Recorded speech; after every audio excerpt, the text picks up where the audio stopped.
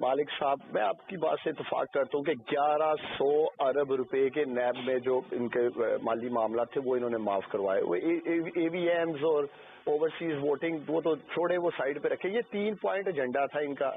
اب مجھے بتائیں کہ عمران خان یہی سب کچھ تو کہتے تھے، جن کو بھی وہ ایڈریس کر رہے تھے، جن نیوٹرل سے بھی وہ بات کر رہے تھے، یہی تو کہہ رہے تھے ساری چیز کو سٹاپ کیا جائے. اب یہ ٹھیکہ کوئی اکیلے عمران خان نے تو نہیں اٹھا رکھا کہ ساری تباہی اکیلے عمران خان نہیں سنبھالنی ہے. پھر نیوٹرلز پہ الزام آئے گا، پھر پاکستان میں نیوٹرلز ڈسکس ہوں گے، پھر اسٹیبلشمنٹ آپ کی ڈسکس ہوگی، پھر mister X Y Z discuss ہونا شروع ہو جائیں گے. میں یہ سمجھتا ہوں اسٹیبلشمنٹ ایک حقیقت ہے اس ملک میں، مالک صاحب سبھی مانتے ہیں.